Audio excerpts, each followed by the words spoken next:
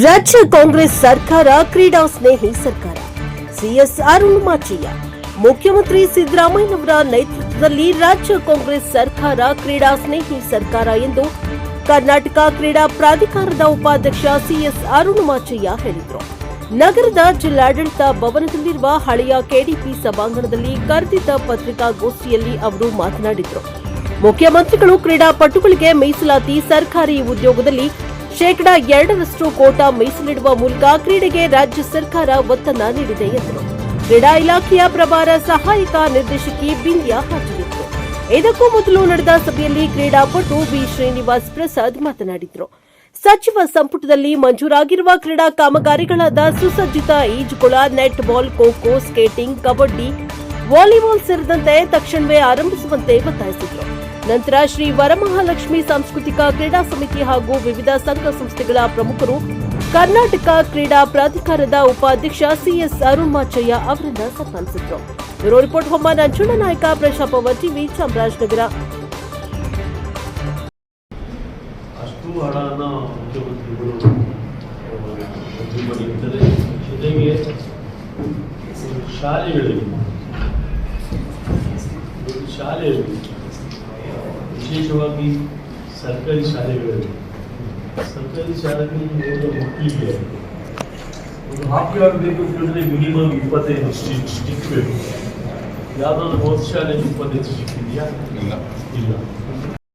ಪ್ರತ್ಯೇಕವಾಗಿ ಇನ್ನೊಂದು ಸ್ಪೋರ್ಟ್ಸ್ ಅಷ್ಟೇ ಸರ್, ಅವರಲ್ಲಿ ಭಾಳ ಪ್ರತಿಭೆ ಅಡಗಿದೆ. ನಾನು ನಾರ್ತ್ ಕರ್ನಾಟಕ ಎಲ್ಲ ಟೂರ್ ಮಾಡಿದ್ದೀನಿ.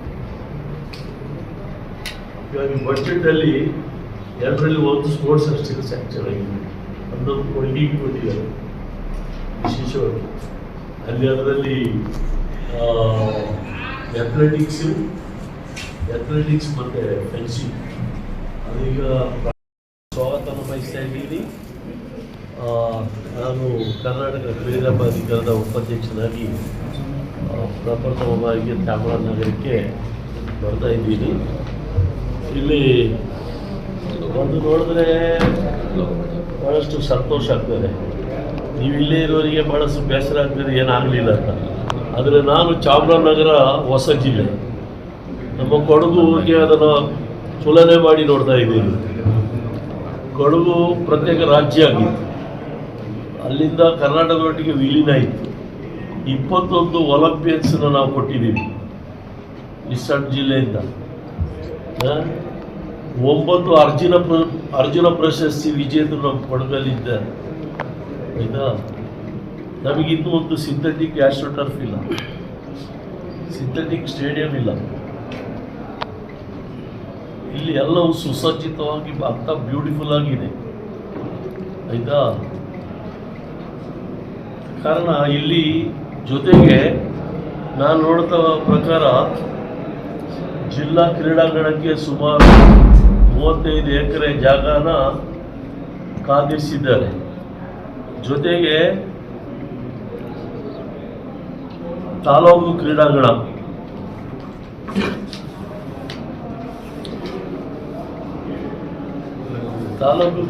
ಇವತ್ತು ಕೊಳ್ಳೇಗಾಲಲ್ಲಿ ತಾಲೂಕು ಕ್ರೀಡಾಂಗಣ ಇದೆ. ಅದೇ ರೀತಿ ಹಾನೂರು ತಾಲೂಕು ಅಲ್ಲೂ ಕ್ರೀಡಾಂಗಣ ಇದೆ. ಕುಡ್ಲುಪೇಟೆ ತಾಲೂಕು ಅಲ್ಲೂ ಕ್ರೀಡಾಂಗಣಕ್ಕೆ ಜಾಗವನ್ನು ಕಾಯ್ದಿರಿಸಿದ್ದಾರೆ. ಹಾನೂರು ತಾಲೂಕು ಅಲ್ಲೂ ಕ್ರೀಡಾಂಗಣಕ್ಕೆ ಕಾಯ್ದಿರಿಸಿದ್ದಾರೆ.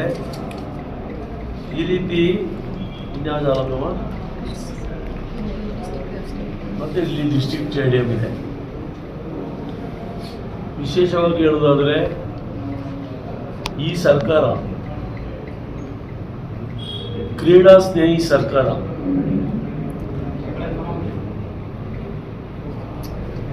ಬರೀ ಹೇಳಿದ್ರೆ ಸಾಲದು, ನೀವು ಪ್ರಶ್ನೆ ಕೇಳೇ ಕೇಳ್ತೀರಾ, ಹೇಗೆ ಕ್ರೀಡಾ ಸ್ನೇಹಿ ಸರ್ಕಾರ ಅಂತ ಹೇಳ್ತೀರಾ ಅಂತ. ಪ್ರಥಮವಾಗಿ ಇಡೀ ದೇಶದಲ್ಲಿ ಕ್ರೀಡಾಪಟುಗಳಿಗೆ 2% ರಿಸರ್ವೇಷನ್ನ ಘೋಷಿಸಿದ ಸರ್ಕಾರ ಇದ್ದರೆ ಅದು ನಮ್ಮ ಸಿದ್ದರಾಮಯ್ಯ ಸರ್ಕಾರ.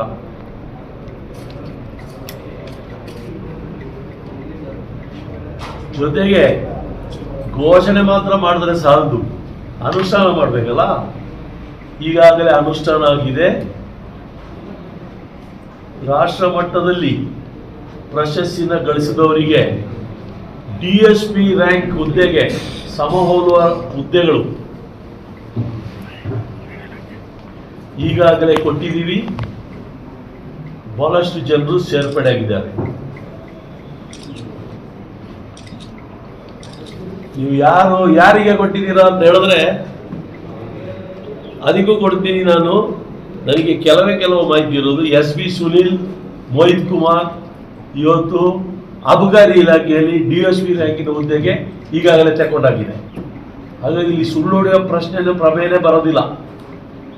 ಜೊತೆಗೆ ಇನ್ನೊಂದು ವಿಷಯದಲ್ಲಿ ಯಾಕೆ ತಕ್ಕಾಗಿ ಕ್ರೀಡಾ ಸ್ನೇಹಿ ಸರ್ಕಾರ ಅಂತ ಹೇಳ್ತಾ ಇದ್ದೀವಿ ಅಂತಂದರೆ, ಪ್ರಪ್ರಥಮವಾಗಿ ಗೆದ್ದು ಚಿನ್ನದ ಪದಕ ಗಳಿಸಿದ ಮೇಲೆ ಎಲ್ಲ ರಾಜ್ಯದಲ್ಲಿ ಹಾರ ತುರಾಯಿಗಳನ್ನ ಹಾಕಿ ಅಭಿನಂದನೆ ಮಾಡಿಸ್ತಾರೆ.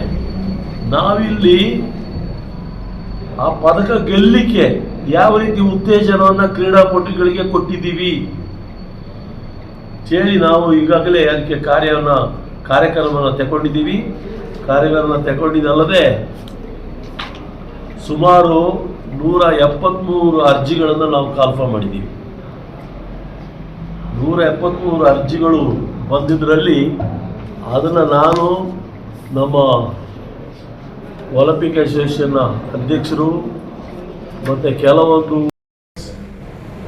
ಲಾಸ್ ಏಂಜಲ್ಸಲ್ಲಿ ನಡೀತದೆ 2028 ಒಲಿಂಪಿಕ್ಗೆ ಅವ್ರನ್ನ ಈಗಾಗಲೇ ಅವ್ರನ್ನ ಸಿದ್ಧತೆ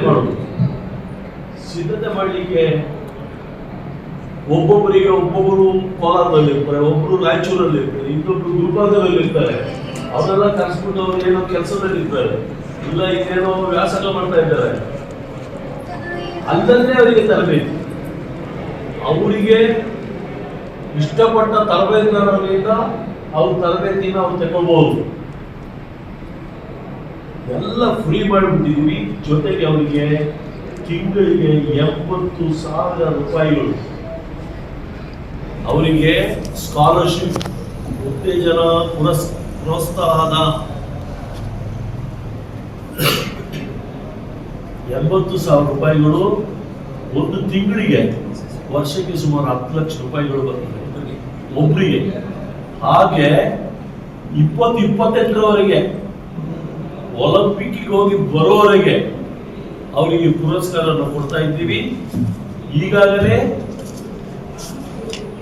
ಒಂದು ಕಂತಿನ ಹಣ ಅವರ ಹೆಸರಿಗೆ ಬಿಡುಗಡೆ ಆಯಿತು.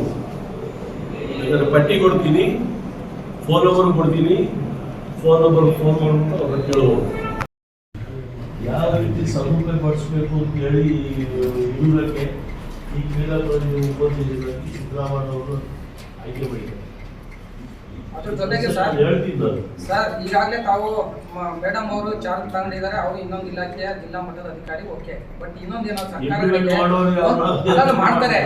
ಒಂದು ಪರ್ಮನೆಂಟ್ ಒಳ್ಳೆ ಅಧಿಕಾರಿನ 4-5 ವರ್ಷ, 8-10 ವರ್ಷ ಇರ್ತಕ್ಕಂಥ ಒಬ್ಬ ಯಂಗ್ಸ್ಟರ್ ಯಾರು ಒಂದು ಇರೋ ತಂದ್ರೆ ಅನುಕೂಲ ಆಗುತ್ತೆ. ಇವ್ರು ಹೋಗ್ತಾರೆ ಮತ್ತೆ ಆಮೇಲೆ ಸರಿಯಾದ ರೀತಿಯಲ್ಲಿ ಸಂಬಳಗಳು ಆಗಲ್ಲ ಸರ್.